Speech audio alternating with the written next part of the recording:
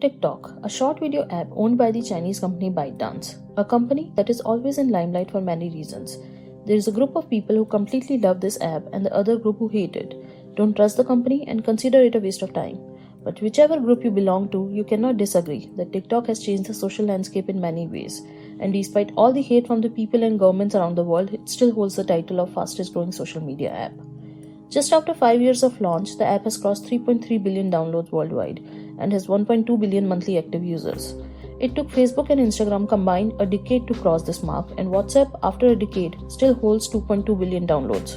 Currently, TikTok has a valuation of $50 billion, and not only this, the revenue of parent company ByteDance is more than the combined revenue of Spotify, Airbnb, Shopify, Zoom, Snapchat, Groupon, Lyft, Twitter, and Dropbox.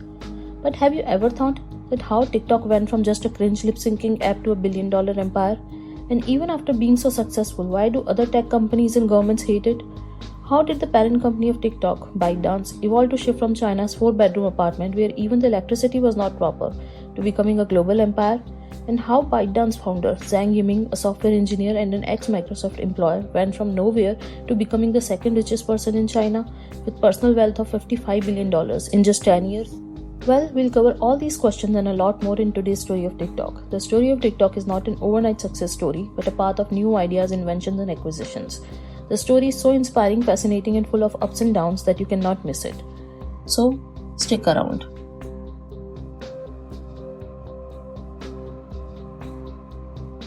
The story of ByteDance starts in 2012 when during a research, its founder Zhang Yiming found that Baidu, Chinese search app, is only concentrating on advertising, and Chinese people are not able to find the proper information through their smartphones. He saw the era of artificial intelligence and how it can be used to provide relevant content to the users. Zhang, along with his friend Liang Robo, started working on a news app using AI and machine learning, and launched a news app called Toutiao, which means headlines. The idea of the news app was old and simple, but the use of AI has made it revolutionary.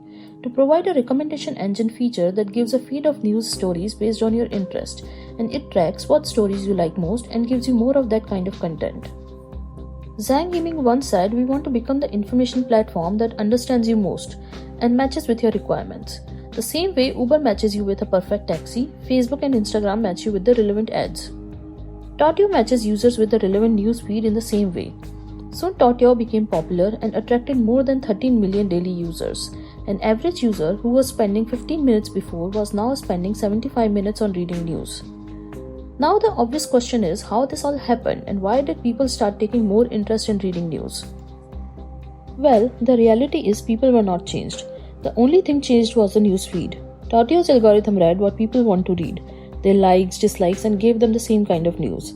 People who were interested in reading the entertainment newsfeed was showing them entertainment-related news.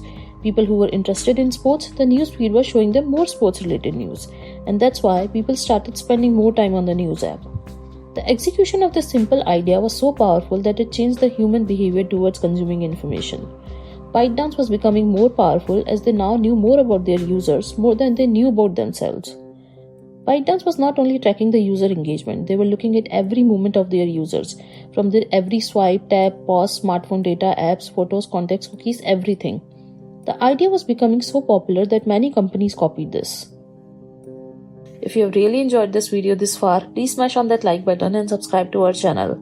We are working hard to bring more amazing business stories to you. Thank you. Soon, Zhang realized that they have to do something about it. Otherwise, companies who are more powerful and cash-rich will take the idea and create something more big. So they started their research and soon they found that the attention span of people is slowing down and people want to consume content faster. So the ByteDance team started creating a short video app with the same algorithm and they released a new app called Douyin in China. Yes, the so popular app that we now know as TikTok was first released as Douyin in China. Douyin was exactly the same as now TikTok with some additional features, first of which is called positive energy. This section promotes the Chinese government's political agenda by promoting a new form of patriotism. Another feature is facial recognition, where tapping a face can search these face-related videos in the app. Today, Douyin has many more features than TikTok, like in-app shopping, location tagging, pinned post, and full-length movies. But the more powerful thing of this idea, the addictive recommendation algorithm, is still common in both the apps. Though the Douyin app was developed in only 200 days, but within a year of launch, it had 100 million users in China, with more than 1 billion daily video views. Zhang always wanted to take ByteDance globally, but due to restrictions on Chinese companies, it was not possible. If you don't know, China operates its different internet, which is isolated from the World Wide Web, and Chinese companies are not able to do business outside China. And other apps like Google, Facebook, Instagram, WhatsApp are also not allowed in China. But Zhang always has planned for global expansion. Zhang once said that China is home to only 1/5 of internet users globally. If we don't expand on a global scale, we are bound to lose to peers eyeing on 4/5. So going global is a must. Soon they took Douyin internationally, the international version called TikTok. It was launched in 2017. That same year, ByteDance acquired another short video app called Musical.ly. Musical.ly was very similar to TikTok and has a solid user base in US, especially among youngsters. The deal was worth around $1 billion and turned out in favor of ByteDance, as they merged the two apps and were now running their powerful recommendation algorithm with the existing user base that they got from Musical.ly. In a statement to Reuters, Zhang Yiming said that by integrating Musical.ly's global reach with ByteDance's massive user base in China and key Asian markets, we are creating a significant global platform for our content creators and brands to engage with new markets. TikTok as a short video app became so popular that by October 2018, TikTok became the most downloaded app in the US. And by February 2019, TikTok had surpassed 1 billion downloads in the App Store and Google Play. And now, all big social media companies launched the short video service. Facebook launched Lasso, Instagram launched Reels, Snapchat launched Spotlight, and YouTube launched Shorts. But still, the TikTok is the king of all short video apps.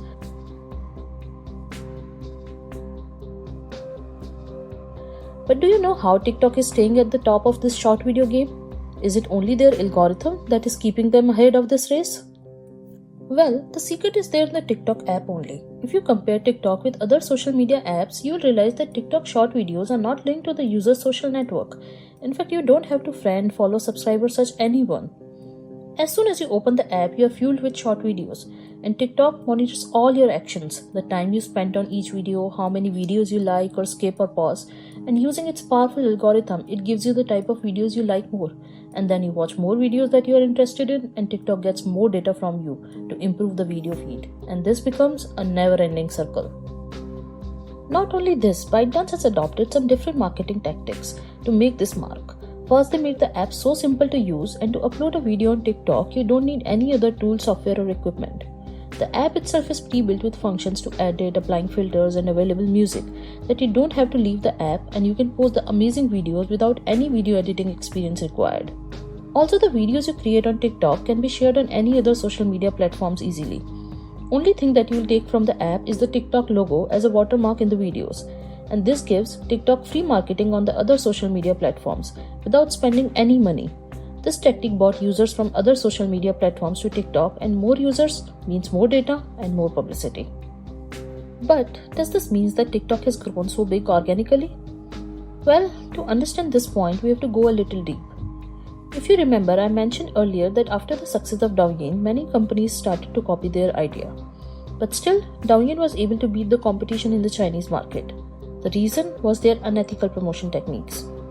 They collaborated with the local phone shops to open the phone packages, install the Douyin app, and then seal the phone box again. So when a user opens a new phone, they already have the Douyin app, so they don't go and find a similar app and then they start using Douyin. The more they use the app, the more data and interest the app is getting, and then they provide users with more relevant videos. Once users start enjoying the experience, they don't move to the other platforms easily. Hence, they close the door for other apps to grow. But all this didn't stop here. They made the design of the app such that if you want to leave the app, you have to click the back button twice. Clicking it once will only shift you to another video to engage you again. And by default, we don't click on any button twice. After all these learnings from Douyin, TikTok has adopted these techniques in its app.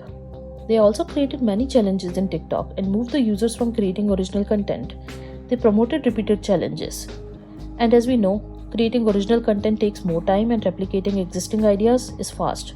So now the creators started replicating the challenges in their own ways, which increased the number of users coming on the platform. TikTok also started promoting this type of content and making it viral. So people who were struggling on making content on other platforms were getting fast success on TikTok. Now TikTok started with targeting influencers with 10 to 20k followers who were struggling on other platforms and made them create content on TikTok with a promise to make them stars. Then they gave them a dose of fame and success to stay on their platform. TikTok then moved up in this game and now they started targeting big influencers with millions of followers on other platforms by giving them big checks and making them more famous on TikTok by promoting their content.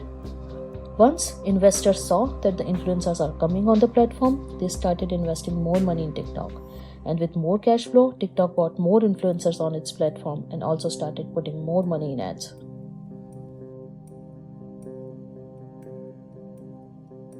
By now, TikTok has created a solid value proposition for its viewers, creators, and advertisers. Viewers were happy because they were getting the content they were most interested in, and it was engaging. Creators were happy because they were getting the hint of dopamine with instant success on the platform. And lastly, advertisers were happy because they were now running the ads that don't even look like ads, using the same creator content.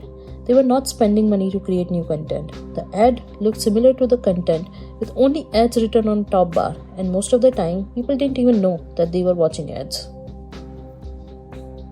But do you know that TikTok was never the first short video platform launched so successfully? Before TikTok, an app called Vine was also popular in US.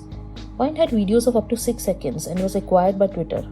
But within 2 years, the creators from the app started moving to other platforms. And the reason was that the app didn't have monetization for their content, and they failed. After the failure of Vine, many people initially thought that the same story would be repeated with TikTok. And in the beginning, no one took TikTok seriously. And this includes all big social media platforms as well. They didn't realize the competition, and then it was too late. By then, TikTok already had hired top employees from these big social media companies, paying them a lot more, and also acquired the content creators, influencers, and viewers from other social media platforms, and were now doing ads for millions of dollars. And all this happened so fast that the short video services of the existing social media platforms lagged in this race. But if you see closely, TikTok has not done anything extraordinary. They created an app with the same repeated idea from Vine and Musical.ly, but their execution was world-class. They did promotions and marketing to gain users and influencers on their platform, but also considered the timing. They did all this so fast that there was no time for competition to realize the threat. Their revenue model is also traditional. TikTok earns money by showing ads in their video feed. They have a creator marketplace from where any advertiser can reach out to the creator, and TikTok gets some cut. TikTok also earns money from branded hashtags where brands can create hashtags and pay TikTok to promote it. TikTok also earns through in-app purchases using virtual coins. But do you know, even after all this success, a group of people still hates TikTok? TikTok got banned in India in June 2020, losing more than 200 million users. TikTok was banned in Pakistan, Indonesia, and Bangladesh as well. The ban was lifted soon, but still in Indonesia and Bangladesh, some of the TikTok content is censored. In the US also, the Trump government signed executive order to ban TikTok. After the Biden government came, Joe Biden signed another executive order to revoke the previous ban, but asked to investigate the app to determine any threats to national security. On one side, people claim that TikTok feeds the user data to the Chinese Communist Party and call Zhang the Chinese spy. TikTok on the other hand say that they are not Chinese company, though their parent company ByteDance is Chinese, and as per rule China's government has the right to ask for any data from Chinese companies. But still, TikTok operates separately and is not based in China, so the parent company's rule don't apply to them. As per TikTok, they have not shared any data with China and never will. Well, only time will tell how true is this. But apart from governments around the world, TikTok has been in many other controversies regarding the content on its app. People say that they promote racial bias in their app and show vulgar content. Some people say that the TikTok is spreading like an addiction among the young generation, and kids are getting exposed to adultery and cyberbullying so early. There were many cases which showed kids copying the dangerous challenges in TikTok. But TikTok, they have bigger plans. We already see some plans are executed in the Chinese version of the app Douyin. Douyin has more advanced e-commerce features like direct link to products while publishing videos and hosting live streams. Users can buy the featured products in a few clicks. Douyin stores are also very popular, where brands can create their own stores and do promotions via videos. Last year, Douyin had introduced Douyin Pay as well, collaborating their app with the Chinese payment platforms. Douyin also has location tagging, business accounts, pinned post, and full-length video features available in their platform. Looking at all this, we can understand the big plans for TikTok. At some point, we can see all these features available through the TikTok app as well.